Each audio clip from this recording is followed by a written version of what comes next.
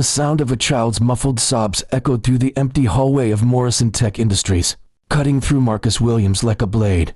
He'd heard that kind of crying before, desperate, inconsolable, the kind that comes from a heart too small to hold such big pain. His weathered hands tightened around the mop handle as he paused outside the supply closet, where the sound originated. At 52, Marcus had learned to recognize the difference between a tantrum and true anguish. This was the latter. Inside that closet, 8-year-old Emma Morrison sat crumpled against a shelf of cleaning supplies, her designer school uniform wrinkled and tear-stained. Her backpack lay forgotten beside her, homework scattered like fallen leaves. She'd been hiding here for 20 minutes, ever since her mother's assistant had delivered the news that would shatter her evening plans once again. Your mother is stuck in another emergency board meeting. She'll be very late tonight. Marcus knocked gently on the doorframe. Hey there, little miss, you okay in there? Emma looked up with red-rimmed eyes, surprised to find the janitor she'd seen countless times but never really noticed. He was a tall, gentle-looking black man with graying temples and kind eyes that seemed to hold stories of their own pain and healing. I'm fine, Emma whispered, the automatic response every child learns when they're anything but fine. Marcus had raised his own daughter, Sarah, as a single father after his wife died in a car accident 12 years ago. He recognized the hollow echo of loneliness in Emma's voice, the same tone Sarah had used during those first terrible months when she'd ask why mommy wasn't coming home for dinner. Mind if I sit down?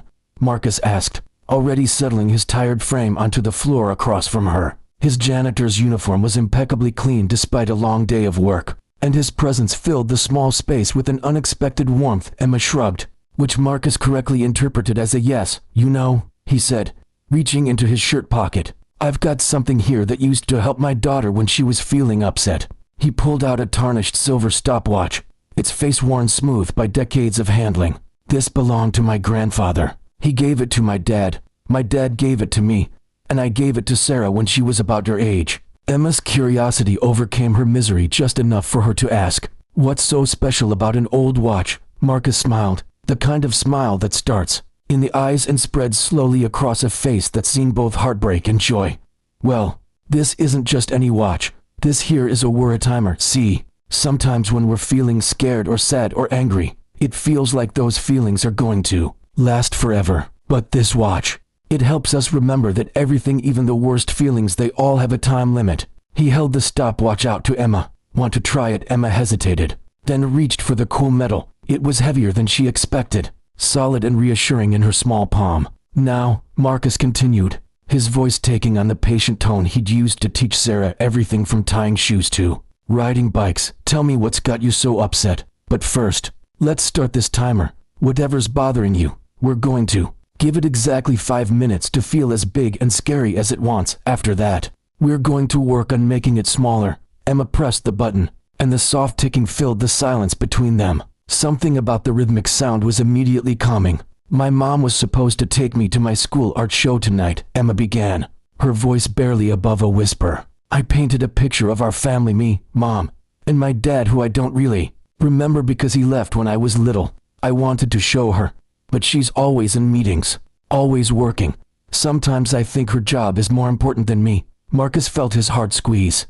He'd worked in this building for 8 years, arriving before dawn and leaving after most employees had gone home. He'd seen Victoria Morrison, the CEO, countless times, always rushing, always on her phone, always carrying the weight of a multi-million-dollar company on her shoulders. He'd also noticed that she was one of the last cars to leave the parking garage most nights. 5 minutes, Marcus said gently, checking the stopwatch.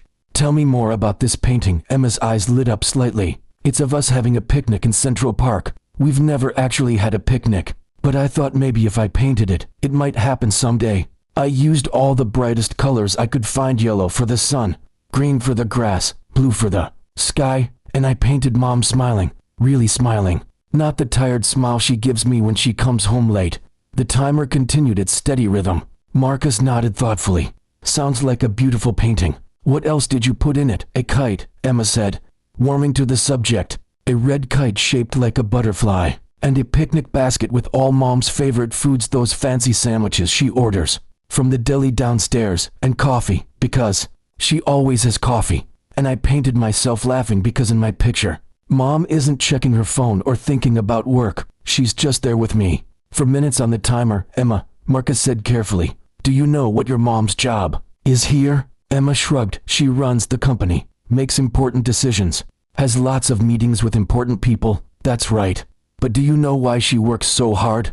Because work is more important than me, Emma repeated, the words coming out like a memorized lesson that tasted bitter. Marcus shook his head slowly. No, sweetheart, that's not it at all. Can I tell you what I see when I watch your mom? 3 minutes remaining. I see a woman who arrives here before almost anyone else and leaves after most folks have gone home. I see someone who works weekends and holidays.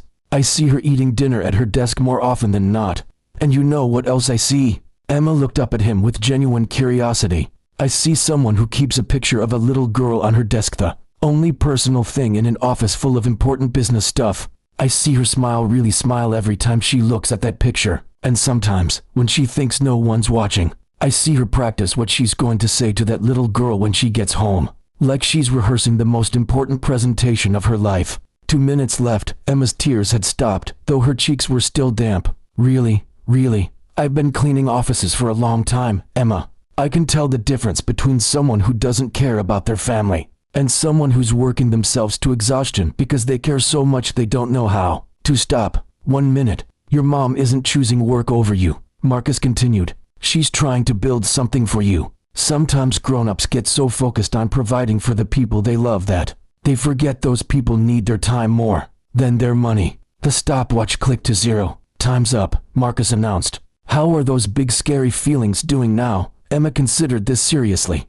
They're smaller, I think, still there, but not as big. Good, that's how it works. Now, here's what we're going to do about that art show.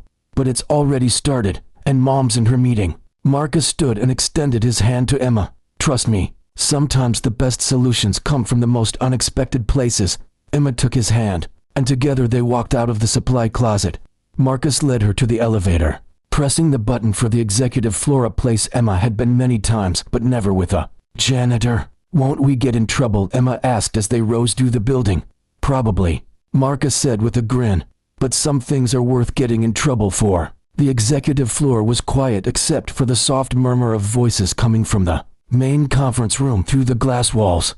Emma could see her mother at the head of a long table, surrounded by serious-looking people in expensive suits. Victoria Morrison was in her element, commanding, articulate, every inch the successful CEO she'd worked so hard to become. Marcus approached Victoria's assistant, who looked up in surprise at the unusual pair. I'm sorry, but Ms. Morrison is in a very important meeting, the assistant began. I know, Marcus interrupted politely, but there's something more important happening right here. He knelt down to Emma's level. You said you wanted to show your mom your painting. Where is it? Emma unzipped her backpack and carefully pulled out a rolled-up piece of construction paper. It's probably stupid compared to all the important business stuff she's dealing with, Emma, Marcus said firmly. There is nothing, and I mean nothing, more important to your mom than you. And sometimes, people need to be reminded of what really matters.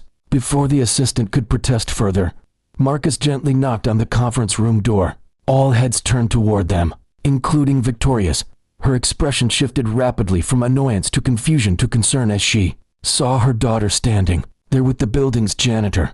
I'm sorry to interrupt, Marcus said, his voice carrying clearly through the room, but Emma has something she'd like to share with you. Ms. Morrison, something that can't wait. Victoria looked around the table at the other executives, her mind racing. This merger negotiation had been going on for hours. Millions of dollars hung in the balance, and her daughter was standing there looking small and vulnerable in a room full of strangers. For a moment, the weight of both worlds, the corporate empire she'd built and the little girl she'd raised alone, pressed down on her shoulders.